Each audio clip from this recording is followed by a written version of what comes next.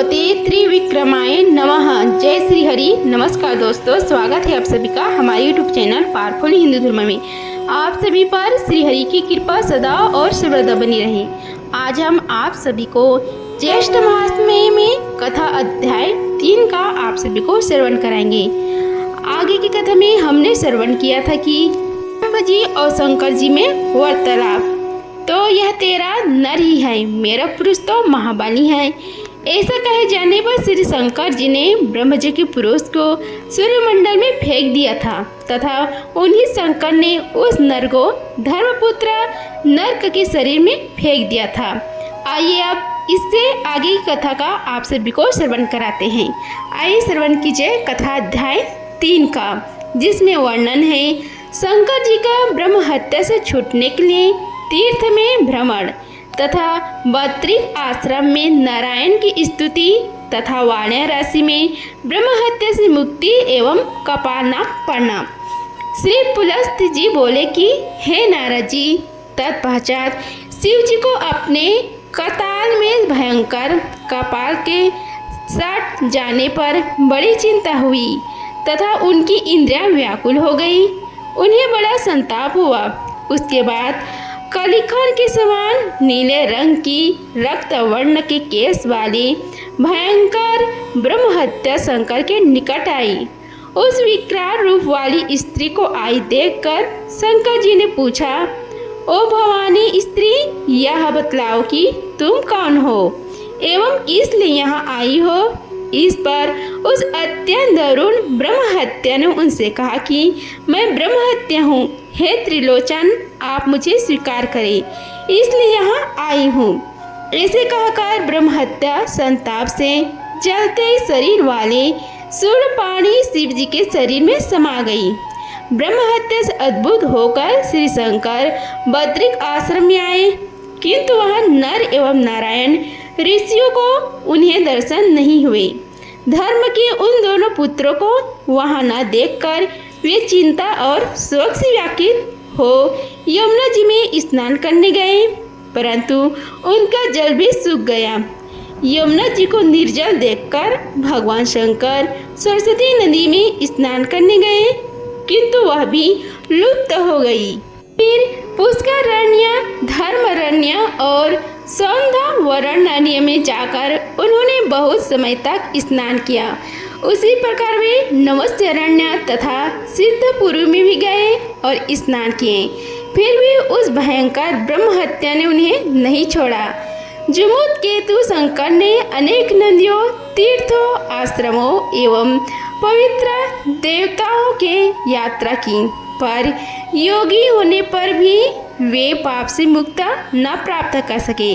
तत्पश्चात वे खिन्न होकर कुरुक्षेत्र गए। वहां जाकर उन्होंने गरुड़ध्वज चक्रप्राणी विष्णु को देखा और उन शंख चक्र गदाधारी पुण्यकाक्ष श्री नारायण के दर्शन से वे हाथ जोड़कर स्तुति करने लगे। श्री भगवान शंकर बोले कि हे देवताओं के स्वामी, आपको नमस्कार है।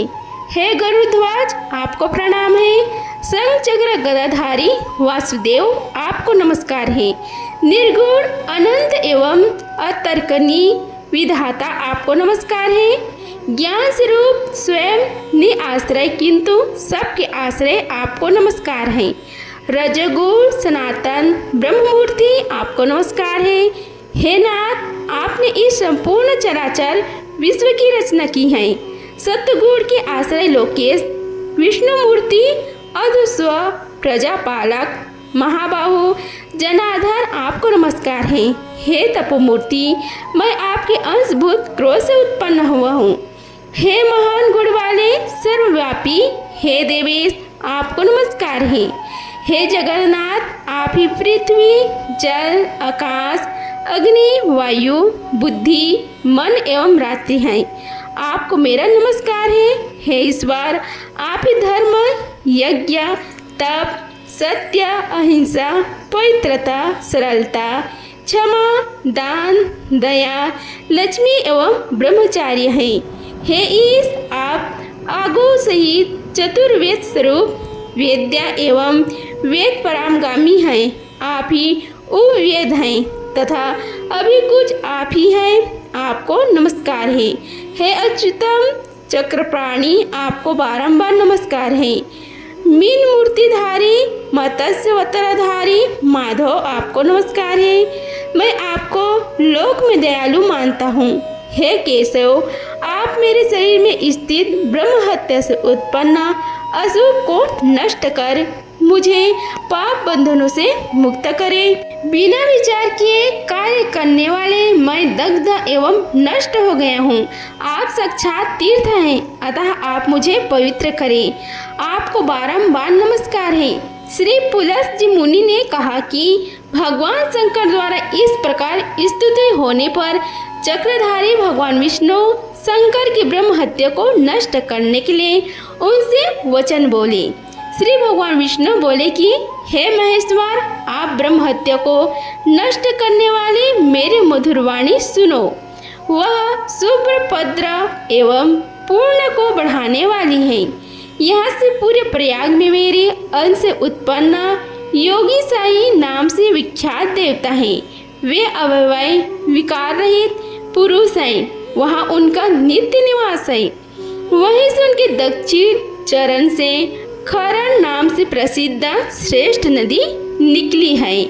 वह सब पापों को हरने वाली एवं पवित्र है। वही उनके वाम पाद से असी नाम से प्रसिद्ध एक दूसरी नदी भी है तथा ये दोनों नदियाँ श्रेष्ठ एवं लोक पूज्य हैं। उन दोनों के मध्य का प्रदेश योगीशों का क्षेत्र है। यह तीनों लोकों में सर्वश्रेष्ठ तथा सभी पापों से छुड़ा देने वाला तीर्थ है। उसके समान अन्य कोई तीर्थ आकाश, पृथ्वी एवं रसतल में नहीं है। हे ईश, वहाँ पवित्र सुप्रद विख्यात वाराणसी नगरी है, जिसमें भोगी लोग भी आपके लोक को प्राप्त करते हैं। श्रेष्ठ ब्राह्मणों की वेद ध्वनि विलासिनी स्त्रियों की कर ध्वनि की ध्वनि से मिश्रित होकर मंगल स्वरूप का रूप धारण करती हैं। उस ध्वनि को सुनकर गुरुजन बारंबार उत्साहपूर्वक उनका शासन करते हैं।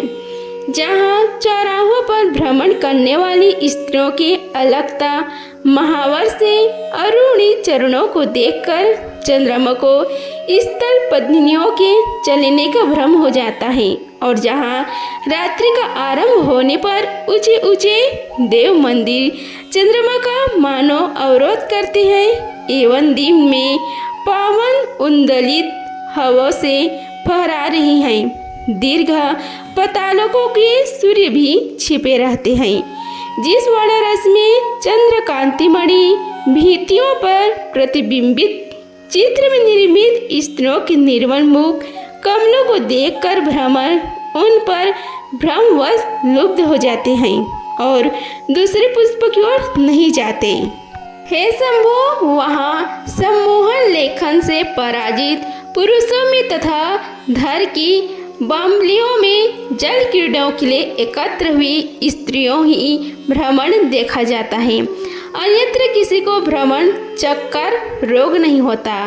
द्रुत कीड़ा जौं के खेल के पासों के सिवाय अन्य कोई भी दूसरों का पास बंधन में नहीं डाला जाता तथा सूरत समय के सिवाय स्त्रियों के साथ कोई भी अवोग एकता पराक्रम नहीं करता।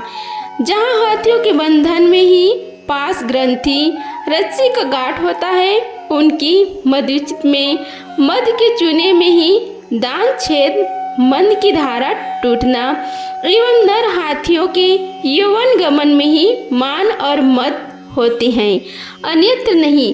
तात्पर्य यह है कि दान देने की धारा निरंतर चलती रहती है और अभिमानी एवं मद वाले लोग नहीं हैं। गद्य में वृत्तच्युत छंदोभंग होती है, अन्यत्र वृत्त चरित्रा व्याप्त नहीं दिखती। हे शंकर, जहाँ विलास ने आपके सदृश भस्म बुद्धि लुब्धा भुजंग सर्प परिवरिता एवं चंद्रभूति देहा होती हैं, जहाँ पंक्षांतर में विलासनियों के पक्ष में संगीत के लिए भूतिपद भस्म और धन के अर्ध में भुजंग पद सर्प एवं जार के अथर्व में तथा चंद्र पद चंद्रभूषण के अथर्व में प्रयुक्त हैं। हे सुरेशान, इस प्रकार की वाणा राशि के महान आश्रम में सभी पापों को दूर करने वाले भगवान लोल नाम की सूर्य निवास करती हैं। हे सुरश्रेष्ठ, वही 10वां अज्ञेय नाम का स्थान है तथा वही मेरा अर्ध स्वरूप केशव स्थित है। वहाँ जाकर आप पाप से छुटकारा प्राप्त करेंगे। भगवान विष्णु के ऐसा कहने पर शिव जी ने उन्हें मस्तक झुकाकर प्रणाम किया। फिर वे पाप छुड़ाने के लिए गरुड़ के समान तेज वेग से पद्य वाराणसी गए।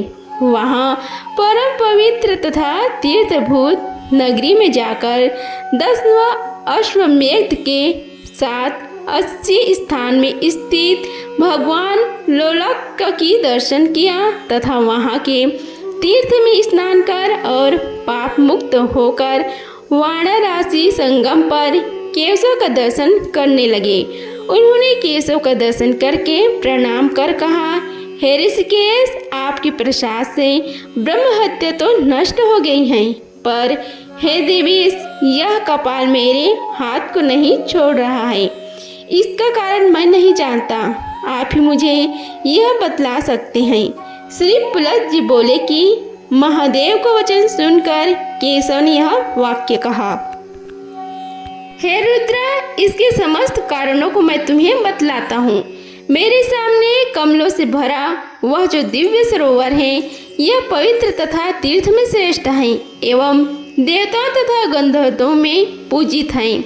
हे शिव जी, आप इस पाप श्रेष्ठ तीर्थ में स्नान करें।